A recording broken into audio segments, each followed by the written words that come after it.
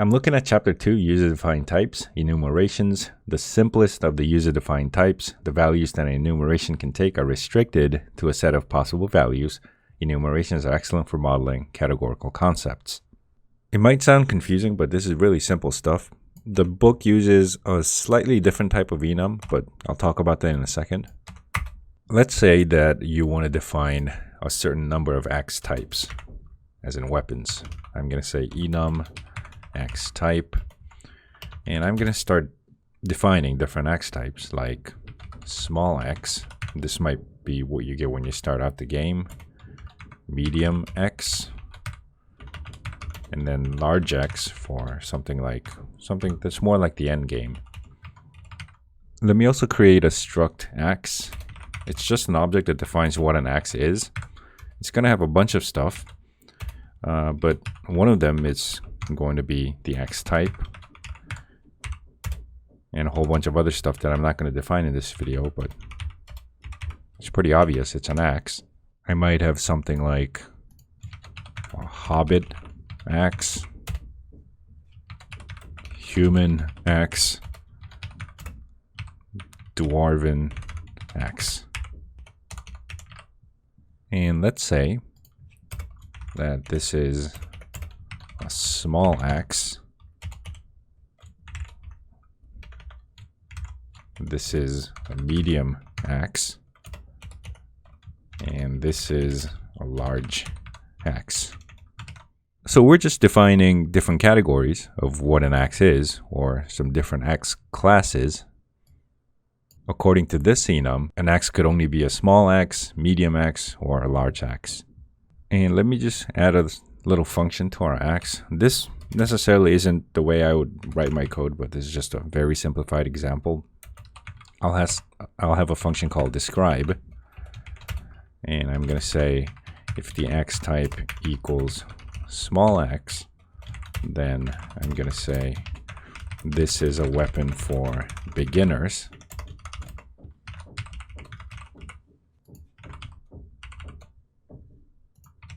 And you can guess that for something like a medium x, else if the x type is medium x, then I'm going to say that this is a weapon for intermediates. Intermediates. Don't know how to spell it, but let me just go on. For a large x, I'm going to say this is a weapon for veterans. So now I'm just going to come here and say describe every one of them. Describe the Hobbit X, the Human X, as well as the Dwarven X. Okay, if I run this. Okay. Now let's go slightly deeper. Essentially, an enum here is just an integer. If you hover your mouse over it, you see that it's 0, small x, medium x is 1, large x is 2. So we're just going in order, 0, 1, 2. And you can define your own integers. I can call this 100, 200, 1000, or whatever. If I run this, you're not going to see any difference in the results. Okay. If I go to our if statement, here we're just checking whether the x is now 100, 200, or 1000.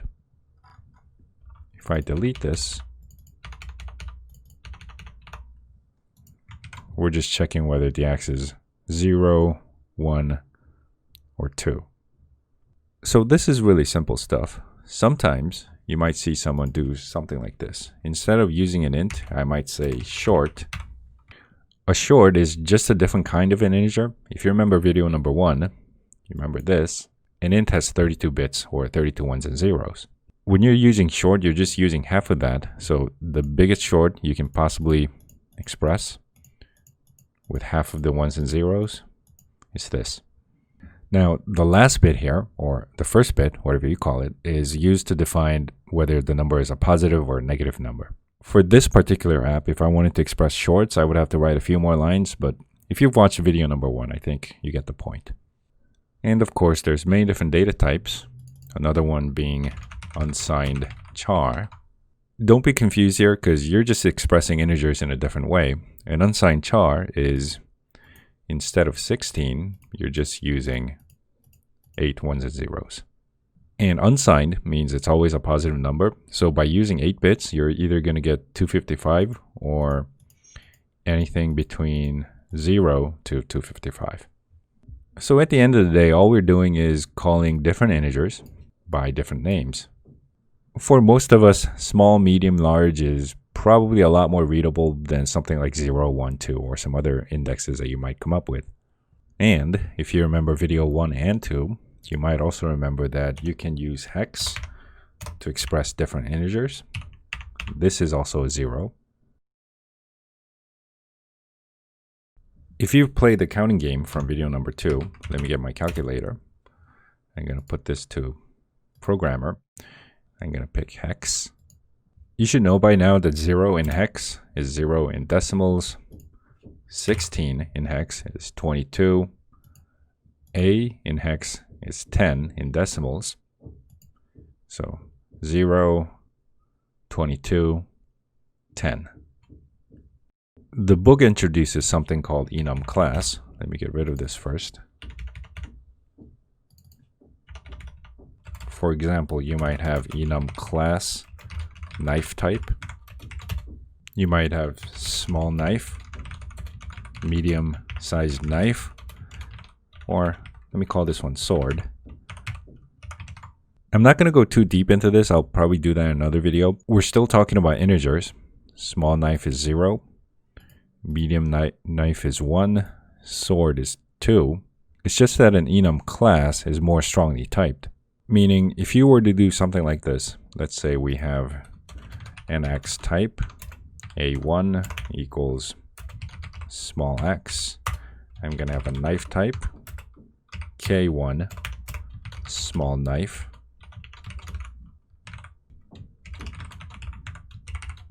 You're going to get an error message if you try to compare the two, because these are two different types. Okay, we get the error message. If you really wanted to compare them, you have to explicitly say that you want to convert one of them. For example, you want to convert X type into the knife type, and then compare the two integers. So let's do a little debugging. Int, let me just put something here, just so that I can put a breakpoint. Run the debugger. Okay, and you can see that A1 is 0. K1 is also 0. Most of the time when you're working on small indie games, you don't really have to worry about this. Just be careful when you're using enums, because if you do something like this, just enum axe type versus enum knife type, all of a sudden you can compare the two because they're just integers. Then if I set a breakpoint, run the debugger, okay, 0 equals 0, so this statement becomes true. Okay, that's pretty much it. No homework for today, but if you have any questions, you can reach me on my Discord server. I have all the links below. Let me run this one more time. Okay, that's it for this video. Thanks for watching. I'll see you next time.